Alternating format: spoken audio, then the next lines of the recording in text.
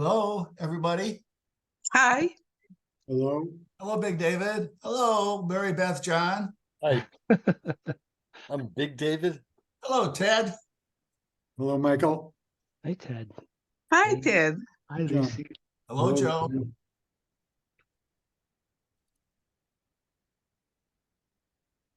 How are you doing? Long time no see, Ted.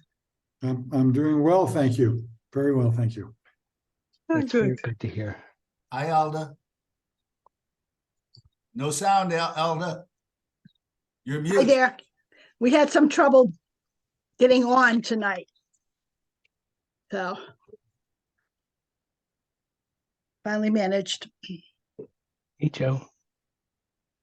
Hi, John. Hello, Sam.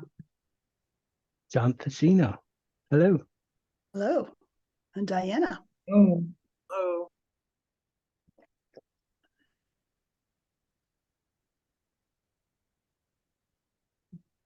Yes. Hello, Mary Beth. Hello. Hello, Diana. You're muted, Diana.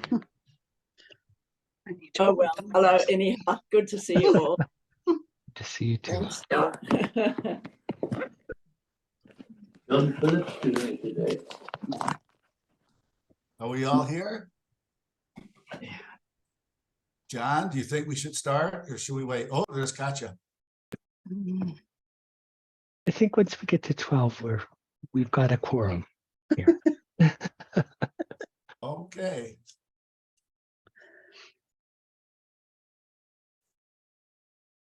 I'm here, but I'm not going to have you look at me. Hello, Penny. Hello, Katya. Hey, Penny. Oh. Hi. Hi, Katja. Hey, Oh, Kaja. there's Mary Ann.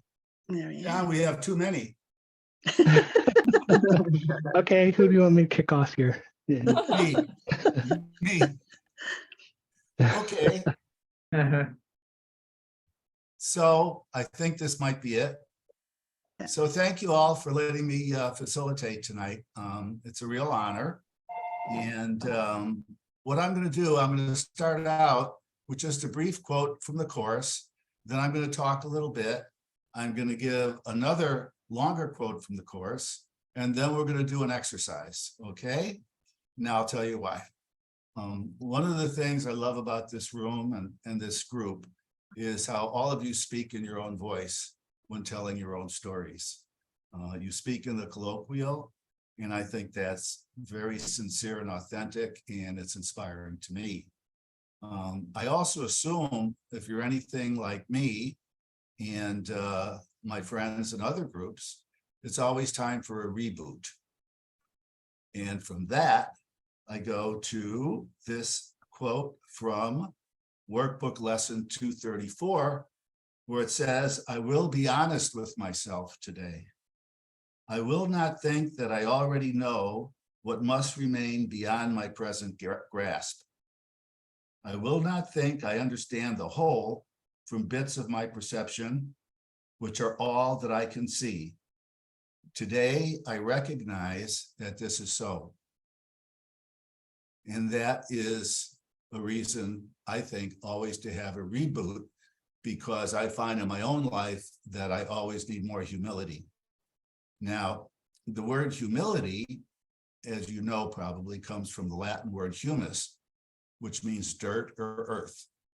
And most of the time, we think it means that, oh, we're humble, we realize how dirty and shameful we are. No, no, no. Real humility means we're down to earth. Authentic. And when we're down to earth, we realize that we don't know anything. We don't know anything without God. And that's going to be the purpose of this reboot.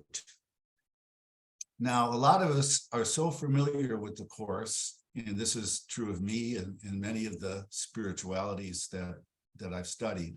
We tend to memorize lines from the course, and we repeat those lines, and we usually do it for any of three reasons. We'll do it in this room in order to clarify the truth, in order to help each other. That's beautiful. We'll also do it sometimes to show off, to show people how smart we are. I don't know if you've ever done that, but I've done that with all sorts of things in my life. You know how smart I am. And we'll also do it sometimes because we think we're trying to help somebody. But very often, when we cast our pearls before minds that are unreceptive, we just get into an argument. And so for at least 2 out of these 3 reasons, we quote the Course, I need humility. Okay? So this is all about words then, the words we use, especially when we use the words of the Course. Of course, if I may use the words of the Course in this group, says words are symbols of symbols, and thus twice removed from reality. Far reach. The Zen master said, the finger pointing in the direction of the moon is not the moon. Words are not God. Doctrines or words about God aren't God. We're all striving for the peace of God. And sometimes words get in the way. So what we're going to do is we're going to ask ourselves a question in just a moment. And we're going to ask God to get rid of our ego in answering this question. So we'll answer it authentically and sincerely. It's going to be just one question. Meister Eckhart, a mystic of the Middle Ages, said, God, we see God with the same eye that God sees us. There's only one seeing, one hearing, one loving. So by the same measure, we hear God with the same voice that God hears us. When Jesus speaks to us, he doesn't speak in Aramaic, or he doesn't speak in the tone of 2,000 years ago. He speaks in our own voice. It's the voice that we hear in our heart, in our head, soft, gentle. And we can tell it's Jesus' voice and not our voice when it brings assurance and peace and love. With the voice in our head, which is always the sound, the soft sound of our own voice, if it brings anxiety or tension, then it's our ego. So we're going to ask a question in just a moment, and we're going to ask God to let us hear the honest, sincere, authentic answer in our own voice, which is God's voice. Before that, I'm going to read something else, okay? And this is, I love the workbook. This is from Workbook Lessons 189. And this is what we're going to do. Simply do this. Be still and lay aside all thoughts of what you are and what God is. All concepts you have learned about the world. All images you hold about yourself. Empty your mind of everything it thinks is either true or false, or good or bad, of every thought it judges worthy, and all the ideas of which it is ashamed. Hold on to nothing. Do not bring with you one thought the past has taught, nor one belief you ever learned before from anything. Forget this world, forget this course, and come with wholly empty hands unto your God. So please close your eyes. Let's all close our eyes. And we're going to ask a question, and we're going to look inside for the humble, authentic, truthful answer. It's not original with me, this question. It originated with Oprah Winfrey, and it's helpful. Question. What is the one thing you know for sure?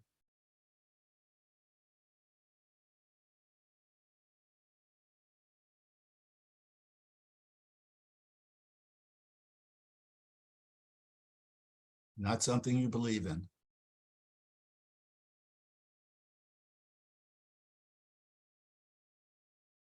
Not verbatim from the course. Maybe it has nothing to do with the course. It's something you know for sure. And it's okay, whatever it is, because it's what you know. Listen for it. Hear it.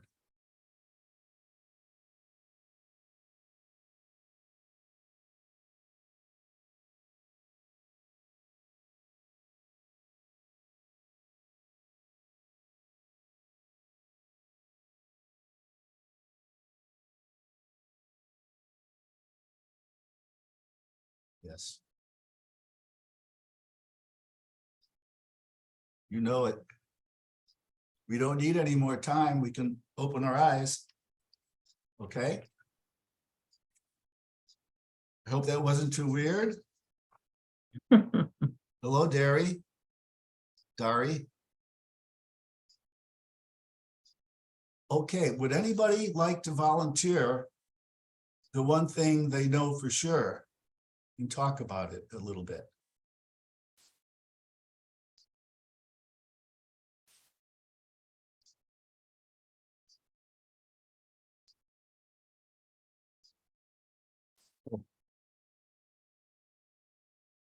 You raising your hand, Sam? No, I wasn't, but oh, okay.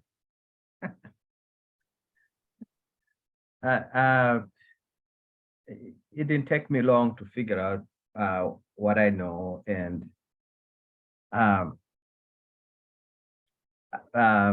for me, is I know nothing. I know nothing, and always coming to know or being in the unknown is what I know. Is to know. That's my answer. Okay. As they say on Jeopardy, good answer, good answer. That's what they say on Jeopardy.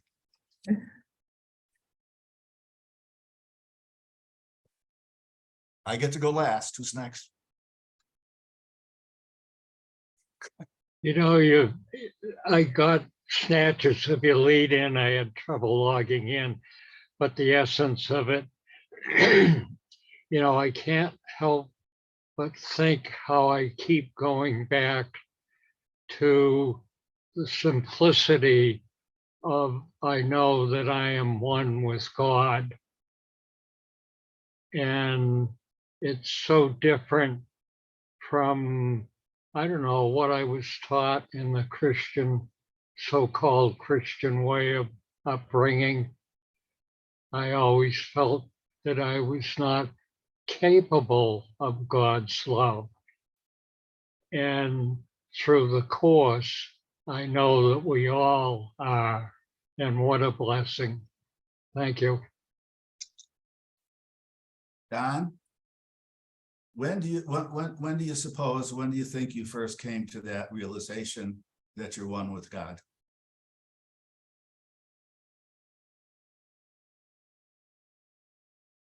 No voice, Don. You're mute. With probably within the last year or so. And how long have you been studying the course? Probably 17, 18 years. It sounds like good progress. But it is a wonderful sense of revolution to be able to accept God's love as an individual and get away from the teachings of Christianity that we're all sinful.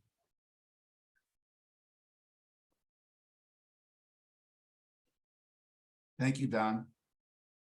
You're welcome.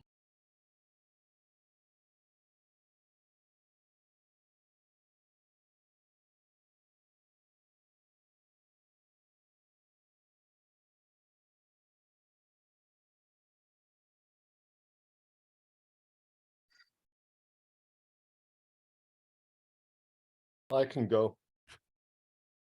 Mine is similar to Sam's. I want to know the truth, which kind of implies I don't know it, but not totally not knowing. There's some sense of, I have some intuition of what's true, and I want to strengthen that, make it clearer.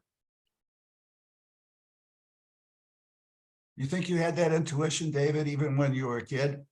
Yeah, I do. Yeah.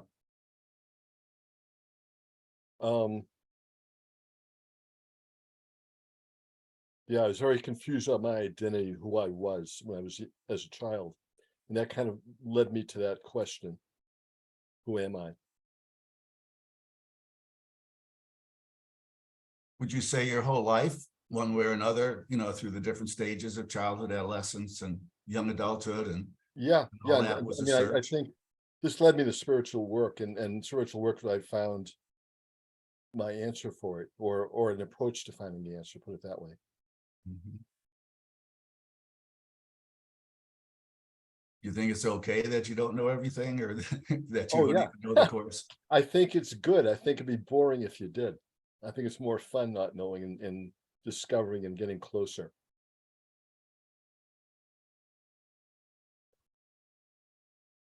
That there's a mystery to be enjoyed and appreciated. Yeah. I've got a friend, his name is Charlie Ruby. He's been a priest for 58 years, and he's still working. He's 83, and he was director of Catholic Charities in Chicago. And every mid-September, my class, the ordination class, has a retreat. We give it to ourselves for 3 days at the seminary. And Charlie always says the same thing. He says it's all a mystery. And people say to Charlie, "Oh, come on, Charlie, that's a cop-out," you know. But it is a mystery, and Charlie's answer, "It's a mystery," comes from a hard-won wisdom.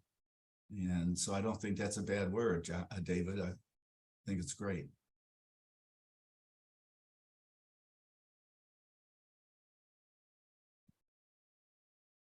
You know, Michael, hearing that, and David, you know, as a youngster, an early teenager, I used to walk alone in the woods, and I had a sense of God and nature as being one. But as I grew older, and it seemed that the teachings of Christianity wouldn't allow me to, that was the real truth, that God and nature are one, and God is within us all. Yeah.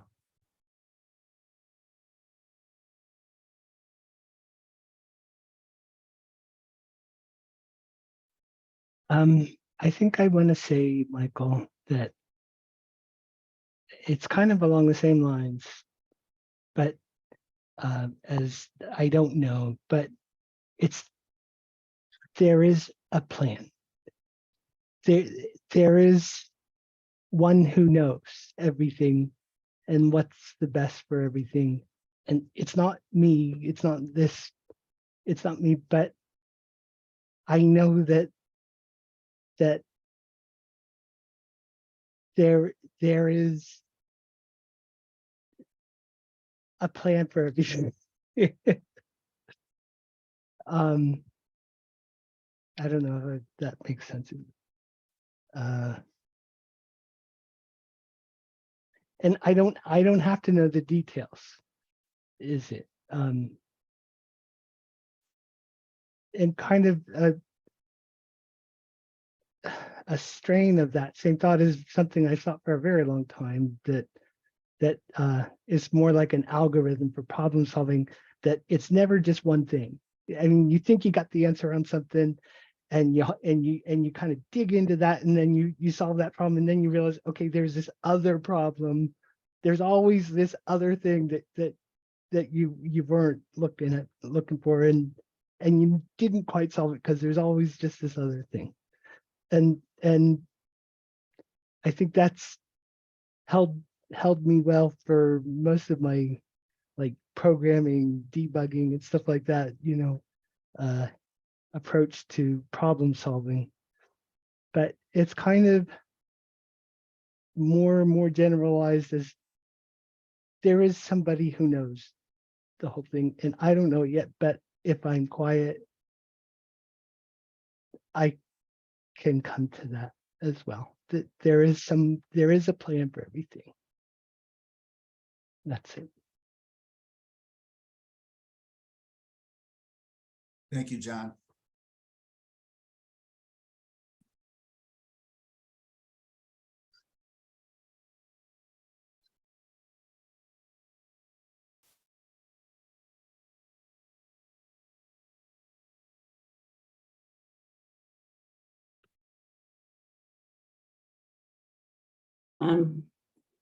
John, this is Diana.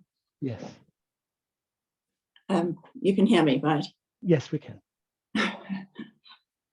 I think there's a verse from the Bible that I sort of cling on to a lot. And it says, God is the strength and my salvation. I will trust and not be afraid. And I find I am afraid of things in the future, like what will happen to, I just get worried about my grandchildren or this and that. And I try to then go back to this verse, God is my strength and my salvation, I will trust. Isaiah. And not be afraid. And I think that's what I cling to. By Isaiah. Bruce tells me it's from Isaiah. Thank you. Thank you, Diana.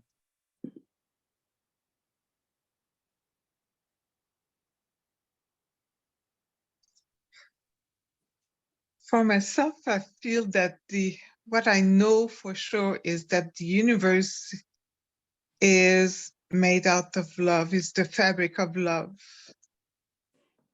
that we are made of. I know that for sure, but that's an experience in my body that makes me aware of that. But if I go into unconditional love, then I don't feel that same kind of love. I just feel allow. And there's no definition, there's no boundaries, there's just allow, to allow the fabric of love that I understand in my physical body. But it goes beyond this love, doesn't have any boundaries, so I cannot name it love. Because it's a perception in my body that I know that is there. But it goes beyond what I know of love. It goes beyond that.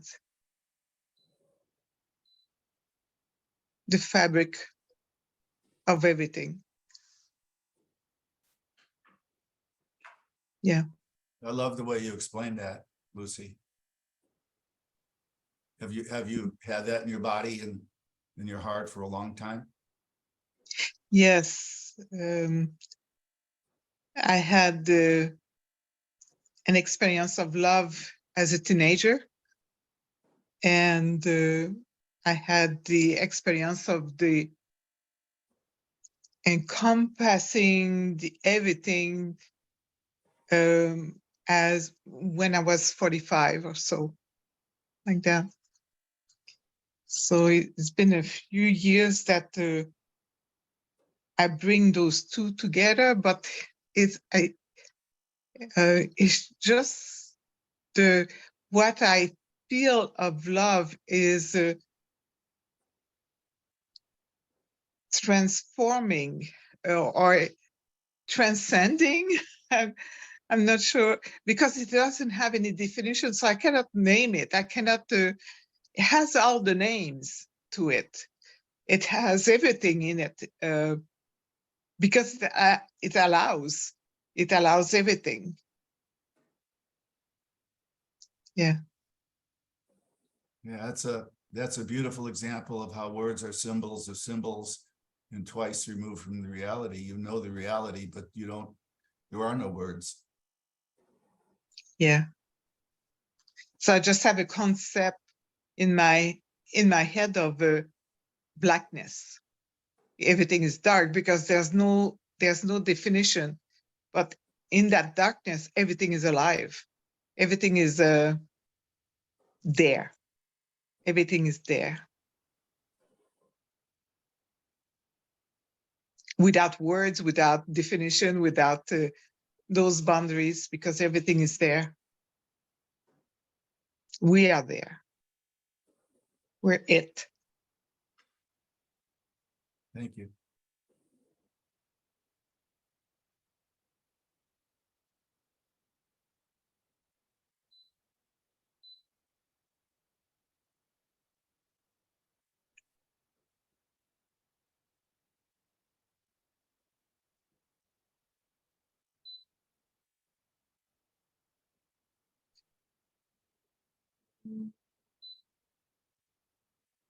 What you?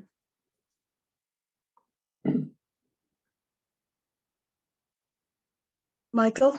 Yes, Alda. All right. My thought was that I'm alive and I'm loved. And being alive, I want to experience everything. I don't know what my purpose is, but I'm trying to discover it. And I think if I sat long enough knowing that I am loved, I would discover that it was just a sense of being loved, but I'm assuming it came from God, but I'm sure it is I feel like I'm loved by my husband, my family, my friends. So I just enjoy that experience and try to share it and return it. That's nice. And that's something you know for sure. That's wonderful.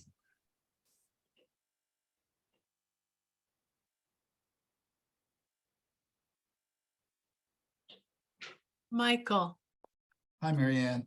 hi. So what came to me is something that I just learned.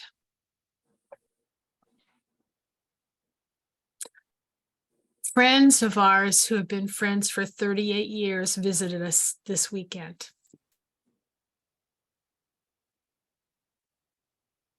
They're people we've really loved. And a few years ago, with the woman in this couple, I felt there was a divergence in ideas of what I thought was true and what she thought was true. Around 2020, 2021, there were more things I could see that I thought were true that were different from what she thought was true. And I was holding this difference, this separation, like a program running behind the scenes anytime that I would interact with her. And I would try really hard to be on the surface, the person I had always been, this friend, congenial friendship. Meanwhile, the program running, oh my gosh. We feel differently about this. Passionately so. I feel differently about this. Passionately so. Of course, I'm right? I'm right. She's not. But hiding it. Over the last year or so, I've started questioning that rightness. I've started questioning that addiction that I have to seeing differences in beliefs that people have, seeing things in the world that are conflictual as being right, wrong, blah, blah, blah.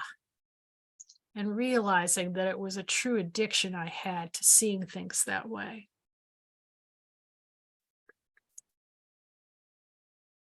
I felt in the last 6 months this softening around this friendship, this softening around the barriers that I had put up in my heart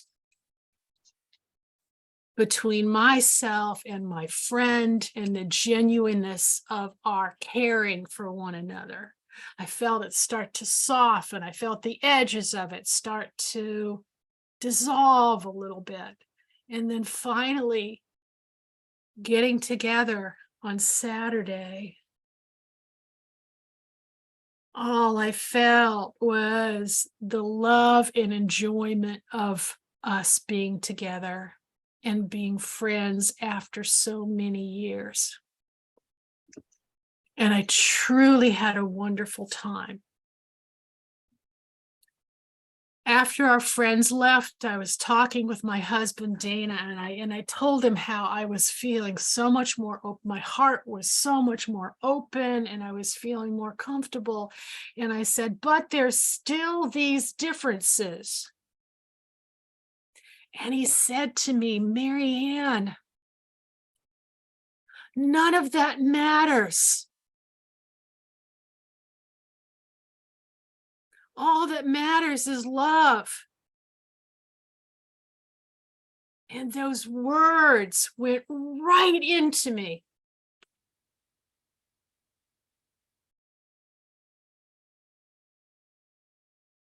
And all of that separation and all those differences that I was cherishing went away. Because here's what I know to be true. All that matters is love. Period. So And I true. finally learned it this weekend. And don't you forget it. Right. Don't you forget it, Mary Ann. Thank you.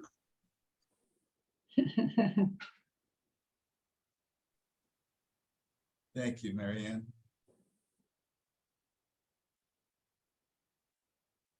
Love, it changes everything.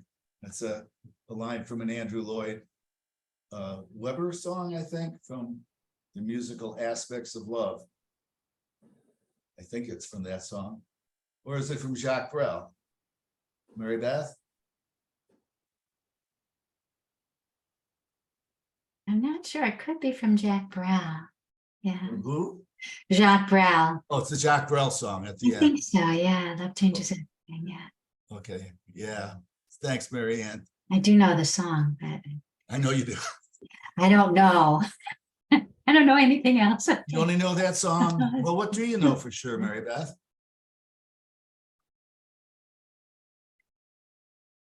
Well,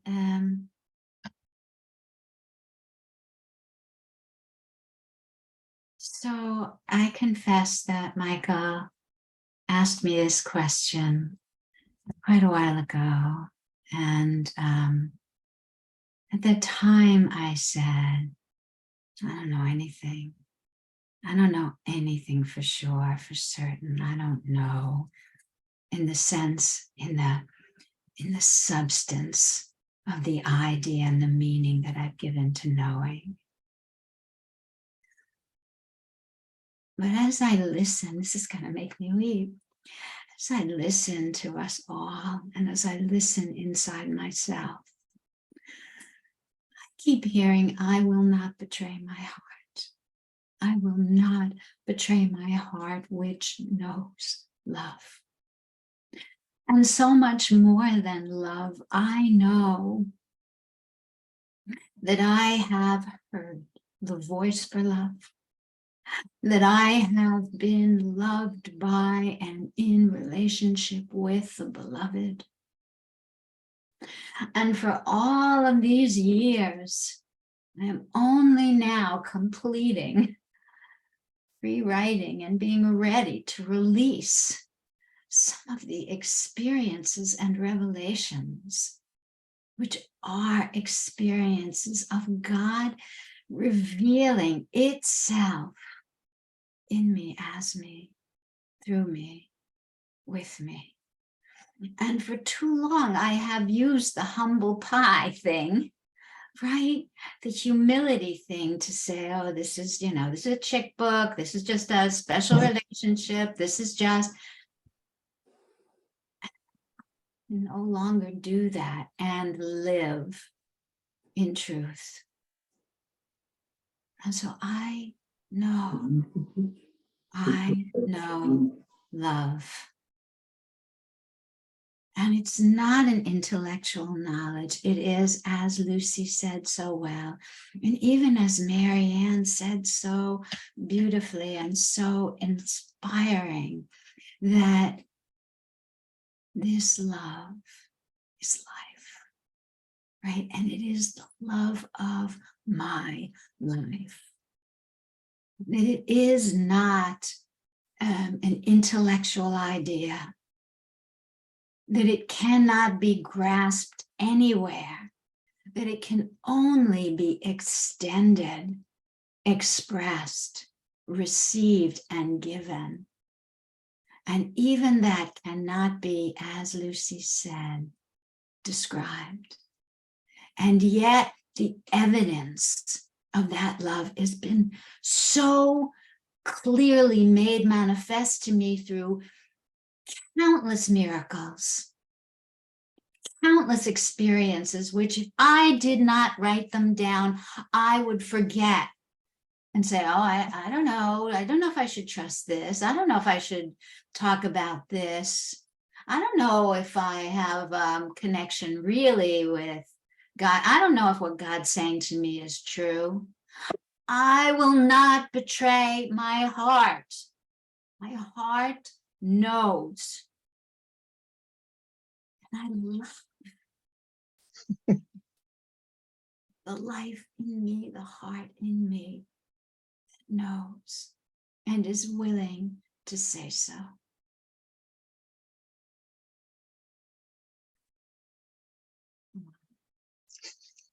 That's the fire.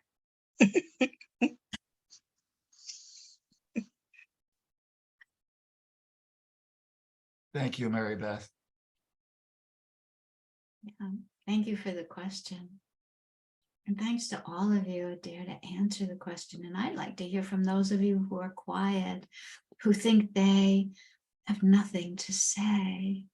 It's so important to me to hear your voice, your thoughts. So valuable.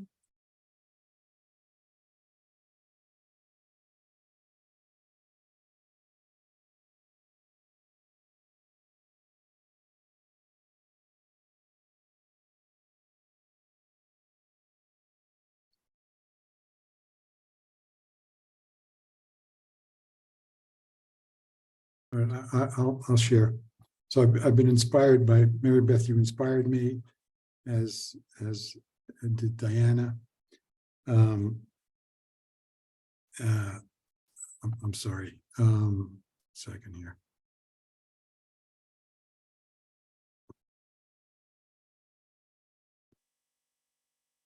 I'm sorry, as did Marianne previously. So what I know is, so the first thing that came to me was that I know that I love deeply and that I am deeply, deeply loved. And that because of the love that I extend and receive, that I really matter on this planet. That's what I know.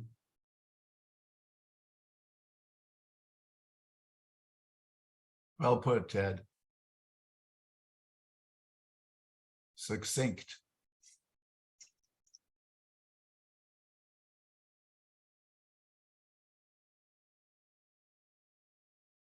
Anybody else? You don't have to answer, but there's no wrong answer and they're all helpful.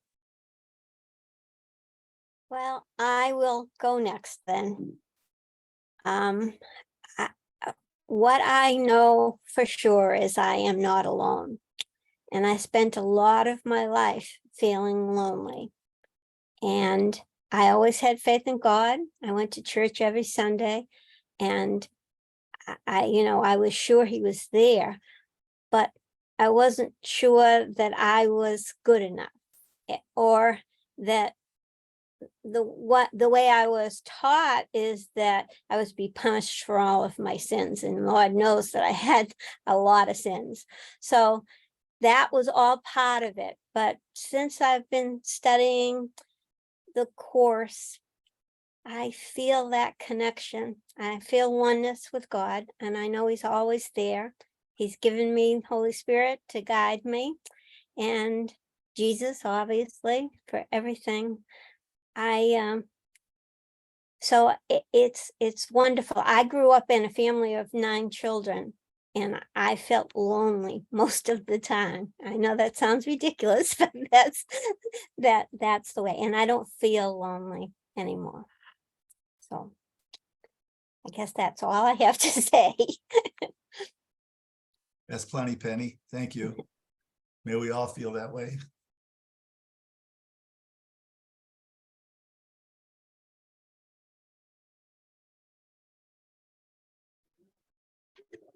Well, if I may say something. Yes, This is Dari. I've been so inspired by all of you. And when Mary Beth was speaking, it just reminded me of these words by Carolyn Myss. She says, you're in the right place when you're not betraying yourself. And I always feel like I'm in the right place when I'm with all of you. And in terms of what I know and what I don't know, I feel that the older I get, the less I know of worldly things, the less knowledge I have, the less I know about everything in this world. But what I know for sure is that I am loved, and I love everyone. And I came to that realization only a couple of years ago. And I love Ted's words when he says that he realized that he mattered. And I experienced the same thing. And it was just like a light bulb went on. But anyway, that's what I wanted to share. Thank you. Thank you, Dari. Thanks so much.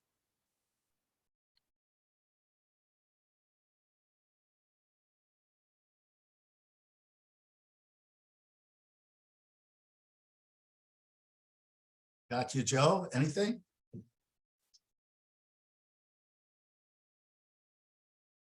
No, Joe? Katya, are you speaking? Your sound is off. Oh, no, I wasn't, but I can. We like So- it when you talk, Katya. Usually I have so much to say, but my conundrum is that I guess, like Lucy said, I try to figure out how I could formulate to describe what I actually wanted to say. And I guess the succinct version to like Ted had, the succinct version, and again, it's hard to describe it, but I'll give an example. The succinct version is the holy instant. So, the course talks long about trying to tell us what the holy instant is, and holy relationship versus special relationship. It goes on and on and on. And I think the reason it does that is because it's trying to nuance us to get this thing that doesn't have any words. So what I know is right here with us in this group. It's right here. Like everything that we've said, that we've shared is it. It's what I know. It's under all the words that everyone has spoken, that isness is what I'm feeling from all of you. So that's a succinct version, that holy instant, that's it. That's what I know. I could go off on a little tangent or a little rabbit hole. Oh, go ahead, Katya. Well, the thing that came up instantaneous for me when you asked that question was an experience I had in the Amazon when I smoked this bufo toad poison. That's why I was also a little hesitant to say something about this tonight. Katya, we've all done that. Anyway, so I had an experience where there was a viper snake and the people there killed it, and because it's poisonous. It was on the boardwalk, and I had this dilemma in my head because I thought that's a living being, it's a soul, and they're mocking it and they're torturing the snake and they're going to kill it, and I'm standing by because I felt I can't speak up. And so I started to think about all the instances in the world where people stood by when atrocities were happening because they just felt they couldn't speak up. And so I had this dilemma. So I asked the toad medicine before I took it in the ceremony to show me this dilemma about how they had to kill the snake because it was poisonous, and what do you do when you feel like you can't speak up, and the guilt, and it was just awful in my head. So I inhaled this substance, and within 10 seconds, I was catapulted into this horrific experience where my ego was torn away and I went to death. And then I broke through, they call it. And what happened was I had an experience where the snake came in front of me and was facing me, and it started to come closer and closer. And every time it came closer, I felt more love. And it came closer and I felt more love until finally it was like, I saw the eyes of the snake and I had this infinite love. And as it came, it shot into me. And in that instant, I had this most profound experience that I can't put into words, but it's like when we talk about what do you know, I suddenly knew. But to say I knew, there was no mind left to know. But it was like an absolute, like, understanding that the fabric of the universe, like Lucy was talking about, there was no question, there was nothing even to know, that the idea that I had to know something was irrelevant. There was nothing to know. Because to know means I need to, me needs to know an answer, or I have to have it. But it wasn't even that concept. Even that concept went out the window. There's nothing to know. It was just is. This is God. This is everything. And out of that, I understood that,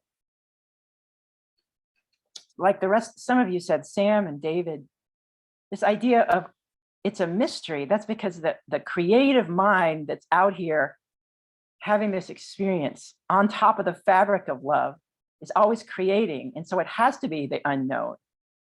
The mind can't say it knows. But whatever that was that I understood with the snake was the fabric that Lucy was talking about. The thing without words. And I thought, well, how can I explain this thing without words to people? And I thought, it's here. And it's the holy instant.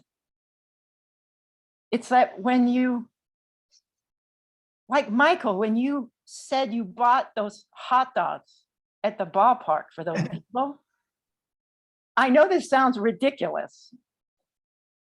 That's it. Like, what do I know? In that instant, there was like this, I don't need to have knowledge even. There was no questioning anything. There was no, what does this mean? Is this an illusion? No. In the instant, if you could harness the second you had that idea and that instant of pleasure, and happiness and fulfillment when you did that. It's in everything. It's when you know, Diana, no, was it Diana? No, it was Ted, it was Lauren, was talking about Holy Instant when she gave somebody some money. She just fell in love with someone in the street to give them some money. Or when you stare into the eyes of your beloved, your husband, your wife, you know, your girlfriend, boyfriend, whatever, your dog that you love so much. In that instant, are you asking like, oh, I know, you know, when you look in your dog's eyes, you just, there's no knowing. That's the irony. So what do I know for sure? It's a Zen cone. That's why I didn't speak up, because I'm like, oh, there's no answer the way you think there's an answer. And this is why people could say, oh, it's unknown, it's a mystery. It's a mystery only because there's no answer in the paradigm that we think we need to have an answer. But we all know it. It's like the Zen master, like completely, that's what it is. It's a Zen cone. And then when you get it, you're like, anyway, that's what came up for me. I'll have what she's having. You got some for us, got you? Yeah, I can tell you where to get it. Okay, that's a wonderful story. And I'm glad that you're going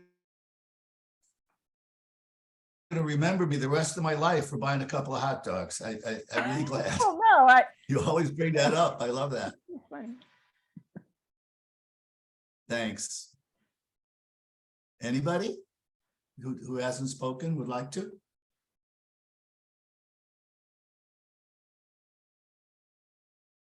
Or not? Then it'll be my turn. Are you all anticipating? I'll just tell you briefly. I don't know if I said this at the beginning. I did this once at the retreat for my guys, and we were all ordained priests in '66, and we're down to about 15 out of 40 now who are alive, I think, and some have disappeared into the Netherlands. But I asked the question, and in the group a couple years ago, there was 15 of us, and 5 were still priests, and then 10 guys had left and gotten married. And half of the married guys, 5 out of 10, said what they knew for sure was that they loved their wives and how much their wives loved them. That was the one thing they knew for sure. And it's very interesting that the theme throughout all the answers tonight is love. That there aren't words to express that love. You need some peyote, or you just need to throw your hands in the embrace of God. But love and oneness, and which is what a good marriage is. And so now we come to me. So naturally I have an answer because I brought it up. From a long time ago, the one thing I know for sure is that in this life, suffering is inevitable. And the only response is loving kindness, which is totally Buddhist, but I know it for sure. And that's what I see, like I always see in this room. I see aspects of love in all these Hollywood squares. And it was wonderful tonight, the way each of us expressed it in our own words, in our own way. And I'm very grateful for that. And I think we all show humility and the true sense of being down to earth and relying on God's voice to speak in our voice. And so thank you for all of that. So what I'm going to do now, because we're almost ready for our reading, I'm going to read another line from the workbook from lesson 346. Today, the peace of God envelops me, and I forget all things except his love.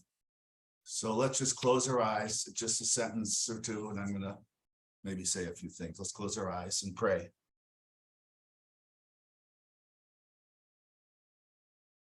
And when the evening comes tonight, we will remember nothing but the peace of God.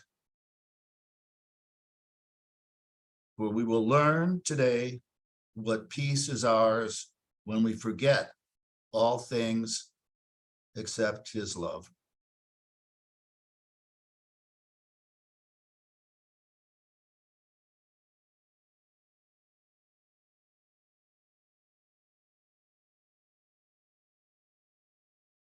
Thank you, God. Thank you, Jesus, for each other, for love, unconditional, non-personal, everywhere, always active, benevolence.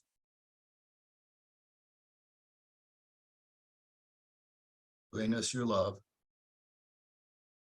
Speak for us. Think for us.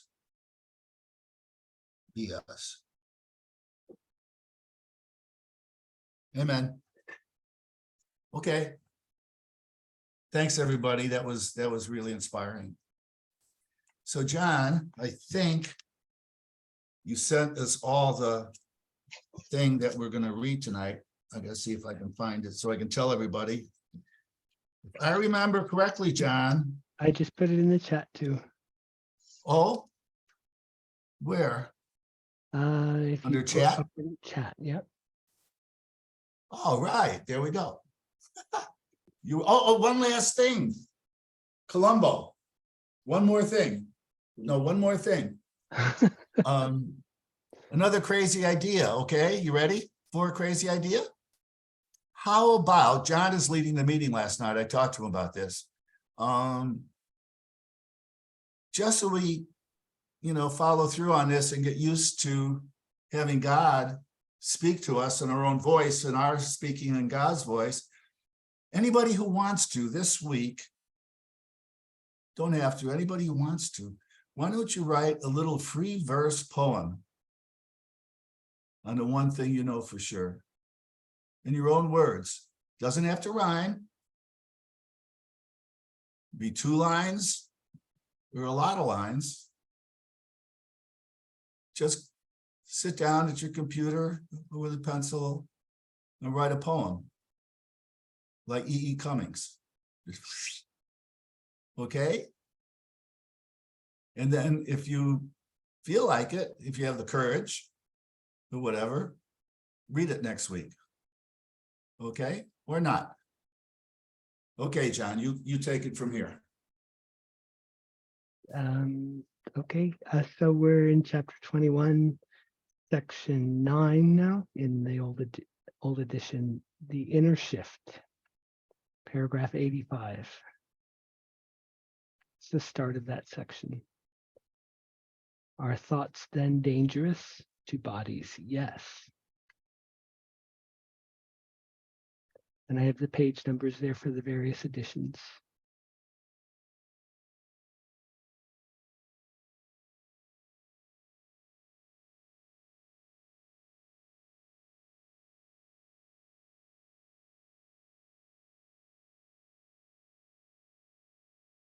Thank you. Got it. 469.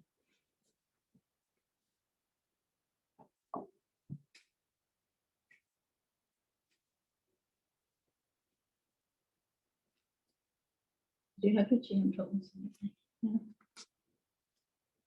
Okay, does anybody want to read? Right.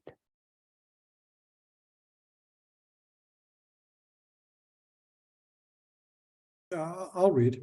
Oh, great. Unless you want to, John. No, I want you to, Ted. I really love when you read. Oh, okay, thank you. The inner shift.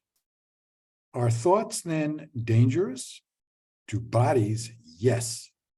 The thoughts that seem to kill are those which teach the thinker that he can be killed.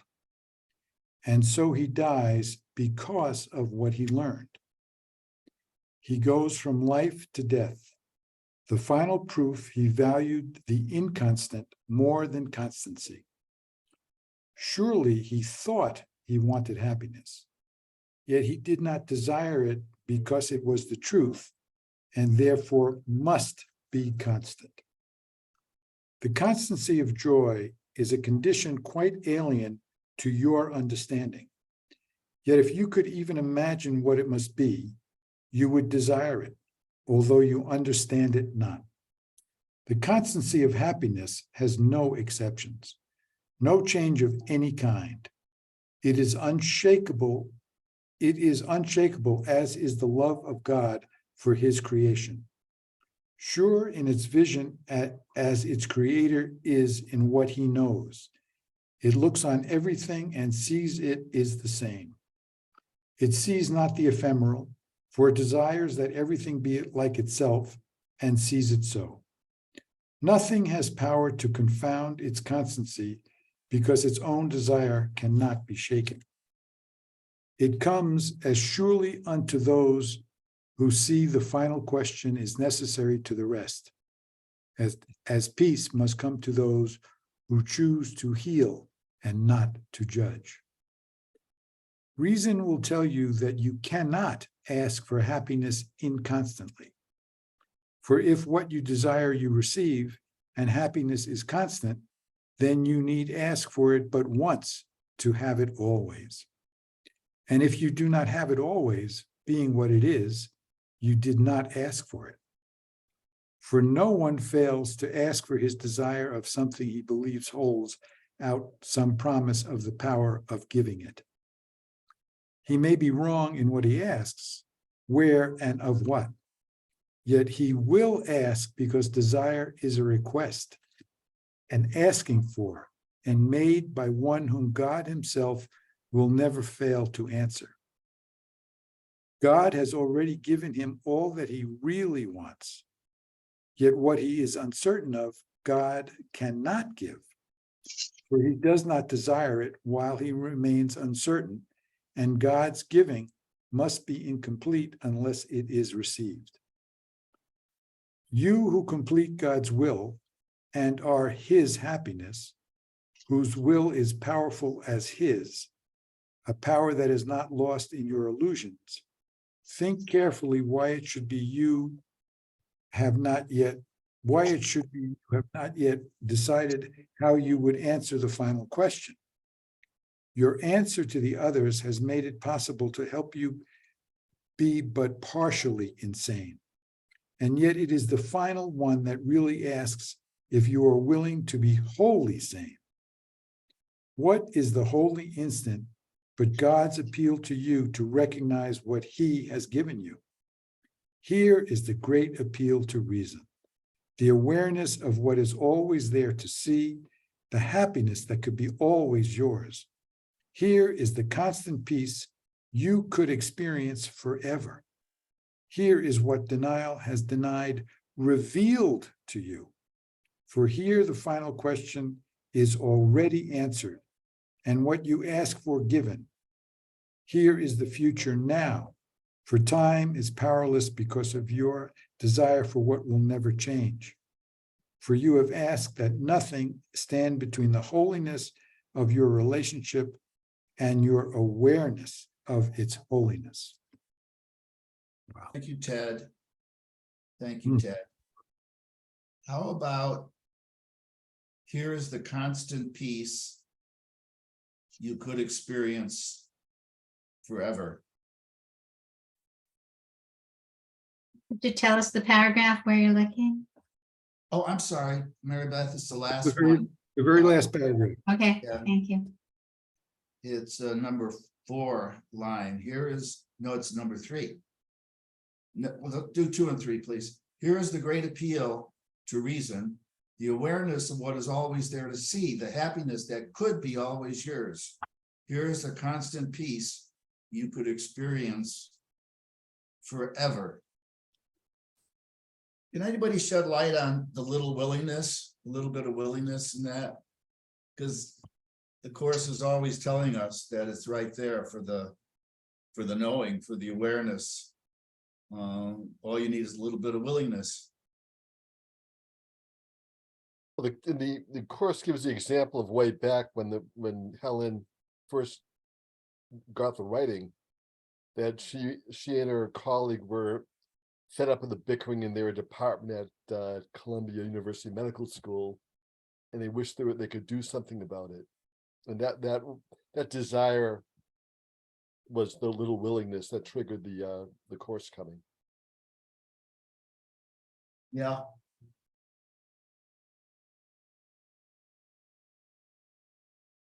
I can tell you what the little willingness is for me. I'm not sure for anybody else, but I can tell you what it is for me. So, I mean, first of all, I got to say, I was really moved by these words today. I found it very powerful.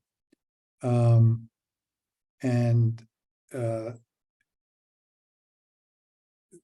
idea about the happiness that could be always yours, and to link that with a little willingness. So my mantra that I strive, I don't always succeed, but I strive, and I've gotten better at it over the years, is to live by my daily mantra, which is, may I maintain my inner peace and the peace with God, regardless of my surround and regardless of my body. So when I tell myself that, that is my little willingness. That's my little willingness. It's a little, just a reminder, like, you know, what is it? There's one lesson, I think, you could have peace instead of this. I love that. So when I'm like getting anxious or judging, or, you know, I feel that the unhappiness, feel the tension, whatever, you know, that we all have that feeling, you know what I'm talking about. When I get that, it's like, oh, Ted, remember, what's your mantra? Maintain my inner peace and peace with God, regardless of my surround and regardless of my body. To me, that's my little willingness. That's great. You had some illnesses, right, Ted? Big ones. Yeah, I still got them, some of them. So is that where the last part about regardless of my body comes in too? Precisely. Boy, I mean, I wasted so much time being anxious about my health, and now it's like I've really mastered being relaxed. Not 100%, but Yeah. so much more so than before with these crazy diagnoses I have. That's a great mantra, Ted.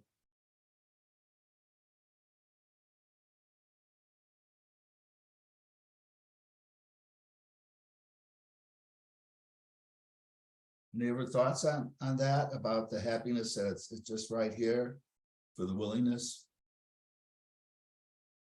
Do you ever say, come on, God, I got a little willingness, but I'm still miserable? That ever happen? And if it does, what does that mean?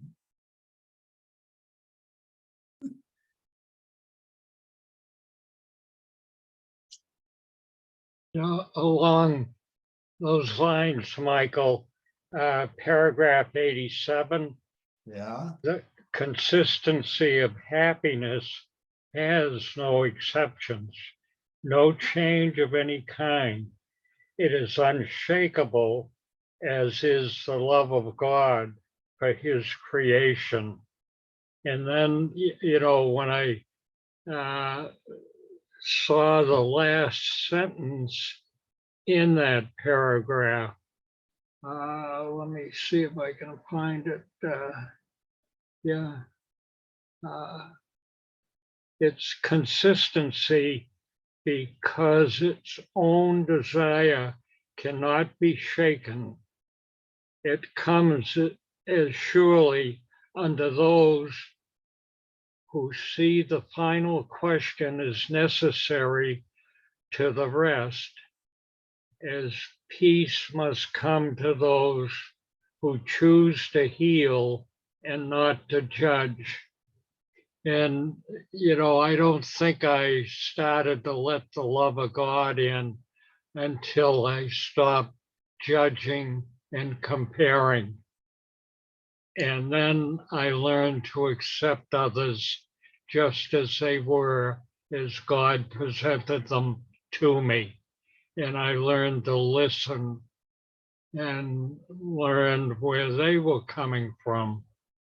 And what a blessing. That's great.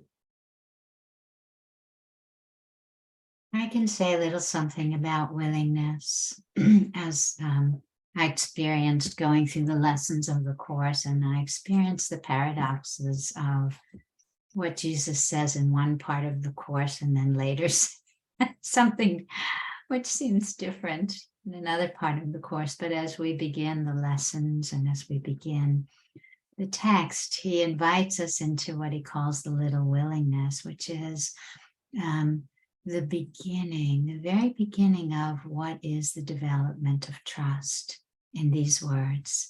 To be willing to suspend your judgment, suspend your ego intellectual ideas and your meanings and your purpose. Take a little bit of willingness, which is the beginning, again, of what this whole course is about, is the development of, I think Lucy said unconditional love, but I would say unconditional trust. And as you get much later in the course and in the lessons, it moves to this great willingness to recognize. Now, first of all, he asks all kinds of discipline from you, and I know it's like have the will to do your lessons and be disciplined, but also it is this movement from a little willingness to recognizing that you will with God and are the will of God.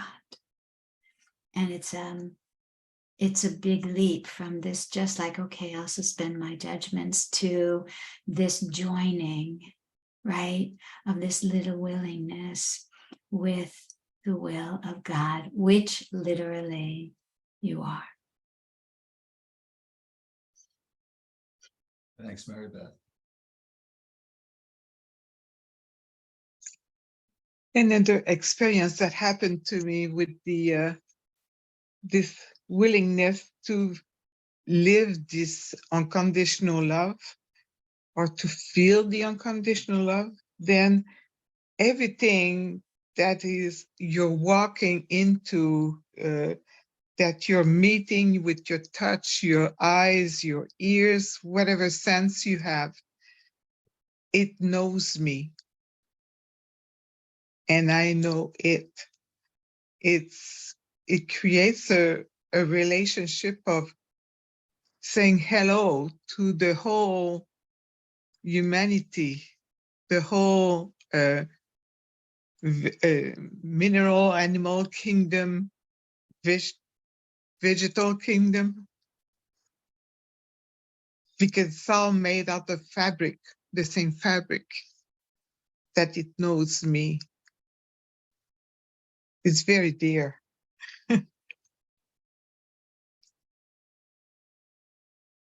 Thanks, Lucy. Lucy, you spoke earlier very beautifully about how, you knew in your body about oneness. And you just talked about how when you go out, you feel one with creation as well as God, and that we're all made out of the same stuff as God. But we also learn in the Course, that we're one in spirit with God, and we're not our bodies. But you seem to be very in touch with your body and mind and soul as one entity. Can you talk about that? Because the creation process, if I am here in this reality that I live with all my senses, it's being created by self. It's being created by this desire to have a relationship, the duality. Why was it created? Then I can feel this unconditional love that you give to yourself when you create something. And the way to exchange that is just to be grateful, to be gracious, to recognize it, And it allows everything to be, because you know that you are always connected. Always. Even in the bad stuff. The bad stuff happens when I feel more separated. I had to go through that. But to recognize my separation was a tool for me to recognize that it was just a false perception of separation. But I needed to have that separation in order to feel the unity. So it's a slight shift, but everything becomes a gift, even the bad stuff for me. So I'm willing to see everything as a gift. Yeah. Isn't that what you described, Marianne, that happened to you and your friend? Out of the separation came this love, and it was a body to body relationship, mind and heart and everything. Yes, yes. And I agree with Lucy, everything is there for us. Nothing is against us.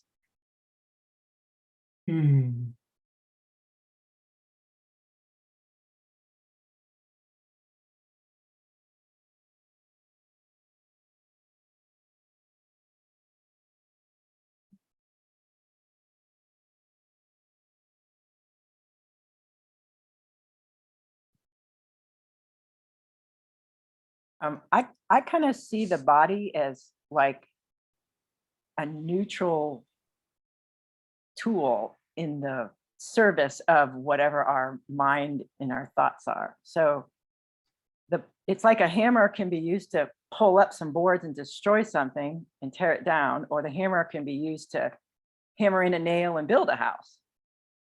The hammer is just, you know, a neutral depending on the person who's using the hammer. And the body, when the mind is in the holy instant with another body or that manifested, the body can be used in the service of joining. The body can also be used in separation. I mean, it depends on what the mind and the thoughts and behind the body. So the body, to me, this feels like it's like a neutral thing. It's where's my consciousness at the moment in this situation with the body. And the other thing I wanted to say was where it talks about in the last paragraph, you can be happy, you can have this peace all the time. And Dawn, you said a key in there was when you read about judgment. And with the Course, I find says to me all the time is big key is in this happiness that we all want. The book just says in this paragraph we could have all the time is the judgment. When I decide with my perceptions, with my background, my past, and everything, I'm seeing something with all these layers of veil over it that then cause me to have, this is good, this is bad. Or even not good or bad, I'm critiquing. You know, that's a subtle backdoor ego. I'm critiquing that, or it can be so subtle. Anything like that skews the situation and then becomes a means of separation. So then when I'm in that state of separation, that's when the body becomes this separation device, right? Because of not the body itself, but because of where I am right now, I have to have this idea of protection. I'm not one with all these other people. And so now I am going to sabotage the body and use it in a different way for separation. And the moments in my life when I've had total peace and happiness have been the moments when I don't have a judgment or even a critique, meaning even a critique of myself. I don't perceive I'm being critiqued and I'm not critiquing. That is those moments when I have the bliss, this paragraph that we're all asking for. When there's just no condemnation, there's no like, this is good, this is bad. Oh, this could be better. Even that's subtle. This could be better. Oh, I don't know. You know, maybe it should be a little bit like this. He should be maybe this. Maybe I should be a little bit more. Oh, I can't believe I said that. These even little subtle, small things is causing me not to be in this thing of peace and bliss. And the last piece I'll say here is that, once again, a little uncomfortable here. I've had at least 3 different medicines in ceremonies, right? 3 different completely situated entities in different countries of shamans and everything else, all telling me this. And I've been in these situations for like hours where I'm in this, and the plants have told me, you know, you can have this all the time. Just like this paragraph. We didn't even have to drink anything and puke, okay? We can just read it right here, okay? It's the same. It's no different when Jesus is speaking this message. If we could just get this, stop judging. You can have this all the time, no exceptions. And even judge my situation. Oh, my financial, the tax, the roof leaking, which my floor is leaking now, I find out. Anything that causes us anxiety inside, that's even a judgment. I could have absolute bliss if I trusted 100% in the divine and stop judging anything outside myself. And how Mary Beth said, trust, it's unconditional trust. But my unconditional trust comes from my unconditional love of the divine. God, I love you. Jesus, I love you. Like Lucy, I feel so loved by my divine creator, which I don't even have to understand who my creator is. With my mind. When I feel God's big arms around me, or Jesus hold me, or Mother Mary come to me, oh, anything, Archangel, you know, whoever's in the queue for my assistance. It's like, I don't have to have even to know what's true. I have unconditional trust in that moment because I have unconditional love for my divine being essence that has created me and all of us. It's unconditional love, unconditional trust goes 1 and 1. And then when I have that, I don't need to critique or judge or even my situation. And then I can have my complete happiness because I'm not judging anything or anyone. No exception. You want that? You can have it, Jesus said, on every page of this book. Every page. Mary Ann, your beautiful story. How did you get happiness? You stopped judging. It had nothing to do with the other person. So hilarious when you think about it, that we do this. Anyway, that's it. It's so encouraging. We're gonna mainline non-judgmentalism. You know, there's this kind of is what you inspired in me, Katja, is that there's a Course in Miracle lesson that says, I will not be afraid of love today. And part of why, it just fits in with all of this we're saying, part of why we judge, or why we judge, is that we really have feared love in all its forms in the world, and God as a loving God. We have distorted by our judgment God into something outside of us and apart from us, who is a power who wishes to not only control us, but to rule over us with cruel punishment. And we always sort of seem to think that, oh, I'm beyond that now. I've got that down. I'm finished with all those, guilt doctrines or whatever. But the truth is, every time we find ourselves in judgment, we are really simply saying, I'm afraid of love.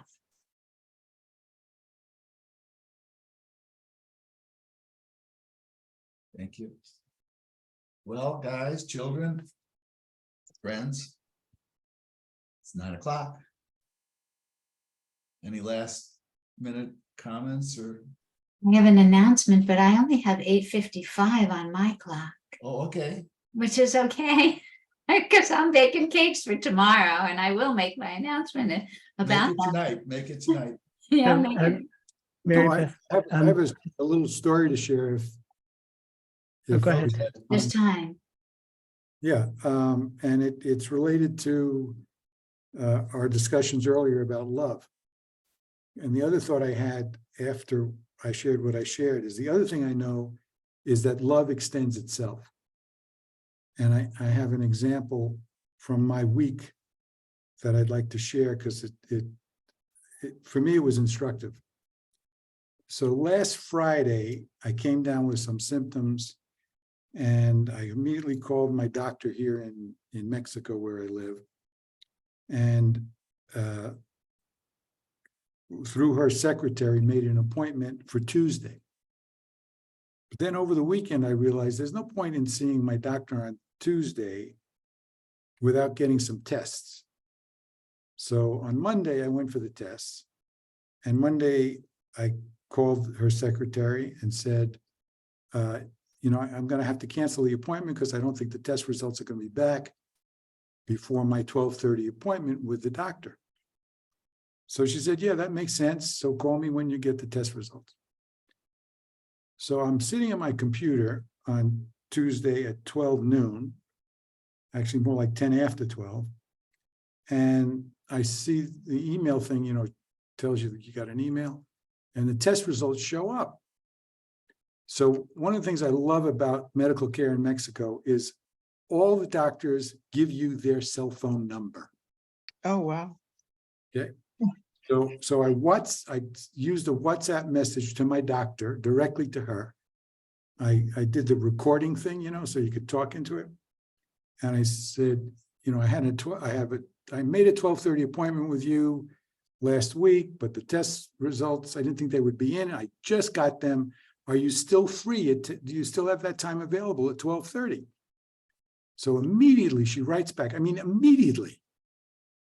Yes, I will see. I will wait for you. So I wrote back to her, I'll be there as soon as I can. She writes back, don't rush.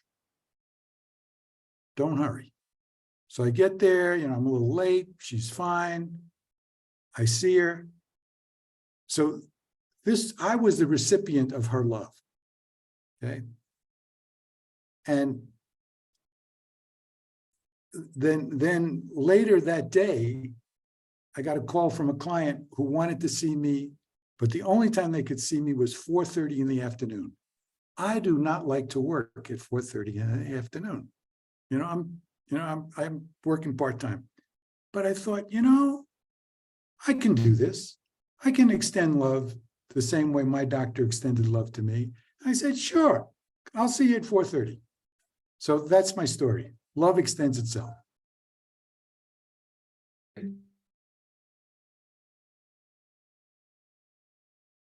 Great, Ted. Okay, Mary Beth, let's have it. Oh, so just to remind you and to invite you all, I think most of you are coming tomorrow. That Patricia Pierce will be here at the house from 1 to 5. And Mary Beth, not tomorrow. Saturday. Yeah, Yeah. sorry, Saturday. Yeah, I'm ahead of myself. So yeah, and I just want to say that I feel like this conversation this evening and this beautiful facilitation by Michael. Thank you, Michael, so much for both the simplicity of the way you ask questions and also your spirit of wonder for around all of us and what's inside all of us. And on Saturday, we're going to be looking at the journey of somebody that I feel is quite awake, Patricia Pierce. And we will be participating in asking another question. And the question is this, and I give it to you now so that you might want to ask in, reflect. The question is, what does God mean to you? What does God mean to you? And we'll be sharing some of that. Thank you, God, for this.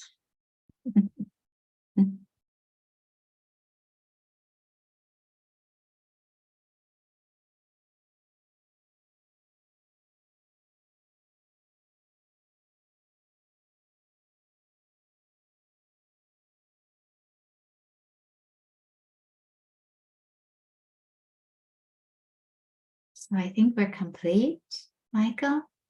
Yes, I just saw that. I'm sorry. Joe, did you send me a message? You You're did? muted, Joe. Pardon me? Joe's muted. Oh, Yes, yeah. I sent him my email. Oh, you sent an email to me? No, to you, yeah. An email. You should just copy and paste it if it's in the chat.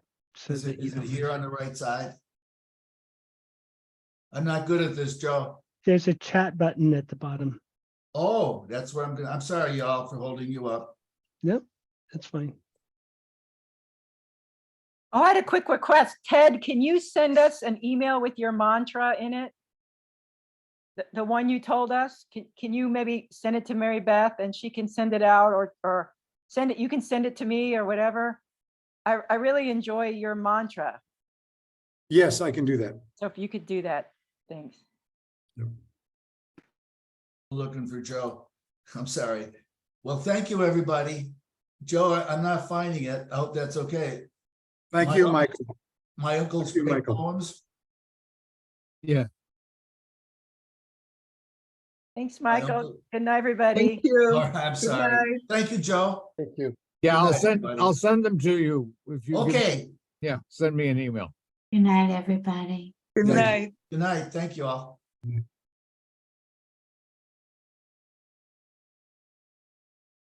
Good night, all. Good night.